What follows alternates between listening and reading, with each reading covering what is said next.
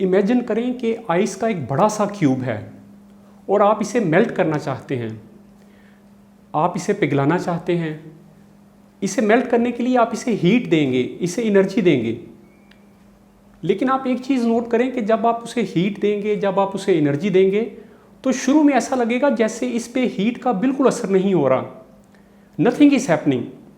लेकिन आहिस्ता आहिस्ता जब आप उसे हीट देते रहेंगे तो एक वक्त आएगा कि आपको विजिबल रिजल्ट्स नज़र आना शुरू हो जाएंगे।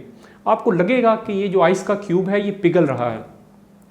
बिल्कुल इसी तरह कामयाबी का मॉडल भी यही है कि शुरू में आपको एक्सपेक्ट नहीं करना चाहिए कि फ़ौरन आपको रिज़ल्ट मिलेंगे, बल्कि इसी तरह होगा कि आप अपनी एफर्ट पुट करेंगे, आप मेहनत करेंगे और आहिस्ता आहिस्ता आपको उसके जो रिज़ल्ट्स हैं वो नज़र आना शुरू हो जाएंगे। लेकिन हमारी कंडीशनिंग क्या है? हमें क्या सिखाया है हमारे माशरे ने? हमें ये सिखाया गया है कि रिज़ल्ट्स जो हैं वो फ़ौरन मिलने चाहिए, इंस्टेंट मिलने चाहिए। लेकिन कामयाबी में आप याद रखें कि आपको शुरू में रिज़ल्ट नहीं मिलते, आप एफ़र्ट करते हैं और फिर आहिस्ता आहिस्ता आपको उसके रिज़ल्ट्स मिलते हैं। एक चीज़ जिसको हमारे माशरे में बड़ा पसंद किया जाता है वो है ओवरनाइट सक्सेस, रातों रात कामयाबी। लेकिन ये एक मिथ है, ये एक झूठ है। ऐसा कोई तसव्वुर मौजूद नहीं रातों रात कामयाबी का। चाहे आप साइंस की बात करें, स्पोर्ट्स की बात करें या किसी भी मैदान की बात करें, आप देखेंगे, अगर आप गौर से देखें तो आपको लगेगा कामयाबी की हर दास्तान के पीछे प्रैक्टिस है, मेहनत है और एक लंबे अरसे तक की कमिटमेंट है। तो आप अपने माइंड से ये निकाल दें कि कामयाबी जो है वो ओवरनाइट कोई सक्सेस होती है, ऐसा नहीं, बल्कि आप एक लंबे अरसे तक मेहनत करते हैं फिर आपको उसका रिजल्ट मिलता है। जब आप एक ऐसी पिक्चर ज़हन में रखेंगे फिर आपके लिए मोटिवेटेड रहना, अपना सफ़र जारी रखना आपके लिए आसान होगा। कुछ लोग ये समझते हैं कि वो पहली एफर्ट करेंगे तो उनको रिजल्ट मिल जाएगा और दूसरी की वो एफर्ट ही नहीं करते, दूसरे के लिए वो कोशिश नहीं करते। लेकिन आपने अपने सफ़र में कंसिस्टेंट रहना है और फिर कामयाबी को हासिल करना है। एक लफ्ज़ जो आपको बड़ा याद रखना है वो है डेस्परेट नहीं होना, बेताब और बेसब्रा नहीं बनना। जैसे कुछ लोग कहते हैं कि अगर अभी रिजल्ट ना मिला, अगर ये अपॉर्चुनिटी मिस हो गई, अगर अभी कुछ ना हुआ तो फिर मेरा सब कुछ ख़त्म हो जाएगा। ये जो डेस्परेशन है ये नुकसानदेह है। जो यूनिवर्स है, जो नेचर है, वो डेस्परेशन पे रिस्पॉन्ड नहीं करती, इस पे आपको रिवार्ड नहीं देगी। बल्कि आपने जो सीखना है वो डिटैच होना सीखना है। आप अपनी बेस्ट एफर्ट करें, पूरी कोशिश करें, लेकिन उसके बाद फिर डिटैच हो जाएं, उससे अलहदा हो जाएं। इसका ये मतलब नहीं है कि आप इंटरेस्टेड नहीं हैं, आप कामयाबी हासिल नहीं करना चाहते, बल्कि ये बड़ा ज़बरदस्त फार्मूला है कि आप अपनी बेस्ट एफर्ट पुट करें, फिर आप डिटैच हो जाएं, फिर आप अलहदा हो जाएं। उसकी जो आउटकम है उसको अपने नेचुरल फ्लो के साथ देखें कि वो कैसी निकलती है। आप ये बिल्कुल ना कहें कि अभी रिजल्ट मिले, अभी ना रिजल्ट मिले तो पता नहीं क्या हो जाएगा, कुछ नहीं होगा। जब आप डिटैच होंगे, आप पूरी एफर्ट के साथ ट्राई करेंगे, फिर डिटैच हो जाएंगे और अगर कामयाबी मिली तो बड़ी ज़बरदस्त बात है, और अगर कामयाबी नहीं मिलती तो आप दोबारा कोशिश करेंगे, फिर कामयाबी नहीं मिलती तो आप एक बार और कोशिश करेंगे। तो आप कोशिश जारी रखेंगे। आपका बिलीफ बेसिकली ये होता है कि जो एफर्ट होती है, जो एक्सीलेंस होती है, उसको अल्टीमेटली रिवार्ड मिलता ज़रूर है। तो अपना बिलीफ, अपना यकीन ये रखें कि आपका काम है कंसिस्टेंट रहना। और एक और सवाल जो आपको एक्सीलेंस में मदद देगा, what are you doing with what you have. आपके पास जो अभी रिसोर्सेज हैं, आपके प्रोजेक्ट अभी जो इब्तदाई शक्ल में है, अभी शुरू में है, आपका रवैया यहाँ पे कैसा है। अगर आपका रवैया यहाँ पे बेहतर हुआ, सफ़र के इब्तदा में बेहतर हुआ, तो आप अपनी मंजिल तक भी पहुँचेंगे। फर्स्ट क्लास प्रोफेशनल की तरह अपना रवैया रखें। अभी ये समझें कि आप एक बड़ी एम्पायर के मालिक हैं, अभी से अपना एटीट्यूड, अपना रवैया एक्सीलेंस वाला रखें। गुजारे वाला काम ना करें, बल्कि अपना मेयार ये रखें कि आप एक्सीलेंस वाला काम करेंगे, बेहतरीन काम करेंगे। चाहे अभी आपका प्रोजेक्ट छोटा है, चाहे अभी आप बड़े इब्तदाई लेवल पर हैं, लेकिन आपके रवैये बड़े ज़बरदस्त किस्म के होने चाहिए। अपनी पूरी एफर्ट के साथ, दिलो जान के साथ काम करें और एक्सीलेंस वाला काम करें। यहाँ से फिर आप अपनी मंजिल तक पहुँचेंगे और एक मैसिव कामयाबी को हासिल करेंगे। आप जब अपने सफ़र पे निकलते हैं, जब आप जिन प्रोजेक्ट्स पे आप काम कर रहे हैं, जिस ड्रीम पे आप काम कर रहे हैं, तो आपको शुरू में तनकीद का सामना भी करना पड़ेगा। ये वो स्टेज है जहाँ पे आपको अपने जो ख्वाब हैं उनको प्रोटेक्ट करना है। कुछ आइडियाज़ ऐसा होते हैं जिनको शुरू में पजीराई नहीं मिलती, जिनको उस तरह मौका नहीं मिलता कि वो फैल सकें, उनको एक्सेप्टेंस नहीं मिलती। इसकी बेशुमार मिसालें आपको हिस्ट्री में मिलेंगी कि आइडियाज़ को, कंटेंट को, ख्यालात को शुरू में पजीराई नहीं मिली, प्रोडक्ट्स को कुछ को पजीराई नहीं मिली, लेकिन एक वक्त आया कि वो रूल करने लगी।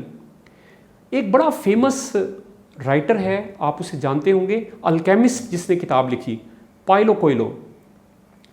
ये जो राइटर्स कामयाब राइटर हैं ये उनमें शामिल है, बल्कि जो एलीट ग्रुप है किताबों का, वो किताबें जो कई मिलियंस में फ़रोख्त हुई हैं, ये उस ग्रुप में शामिल है।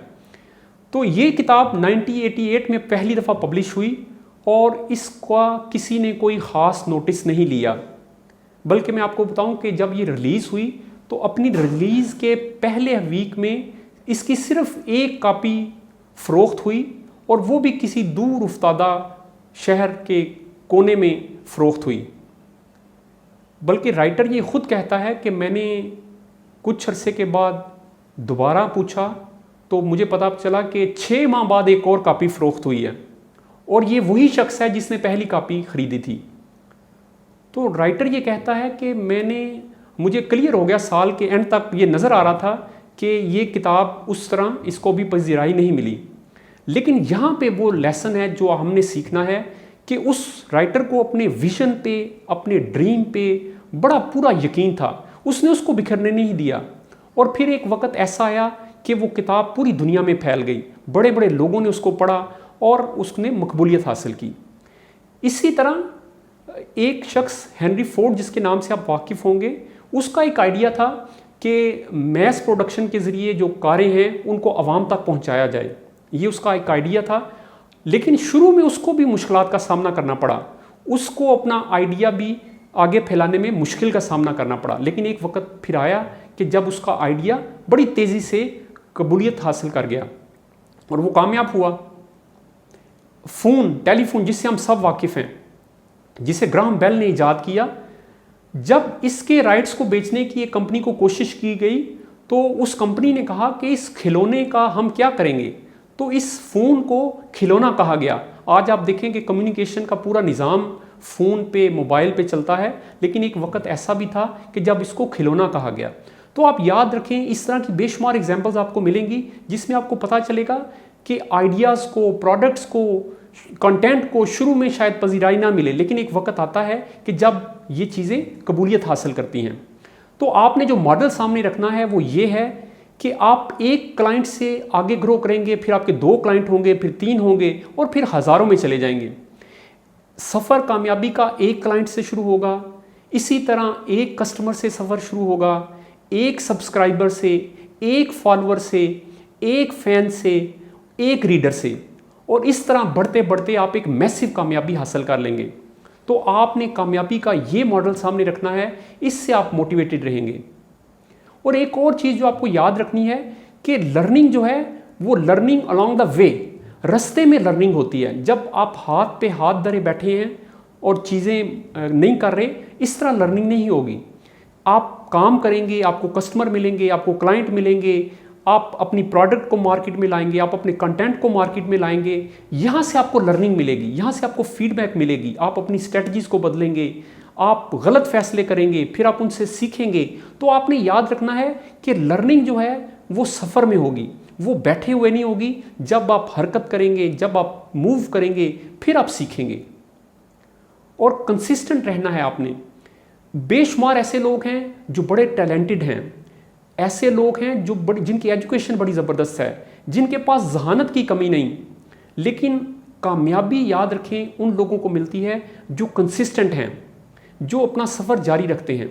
बल्कि अगर आप ये मैं कहूँ कि कामयाब और नाकाम लोग में फ़र्क ये होता है कि कामयाब लोग गिव अप नहीं करते, वो अपने ड्रीम्स को प्रोटेक्ट करते हैं, वो कोशिश को, एफर्ट को छोड़ते नहीं, वो अपना काम जारी रखते हैं और बिला खैर कामयाबी हासिल कर लेते हैं। तो आप भी अपना सफ़र में कंसिस्टेंट रहें, आप भी अपने सफ़र जब जारी रखेंगे तो बिला खैर आप एक बड़ी मैसिव कामयाबी हासिल कर लेंगे।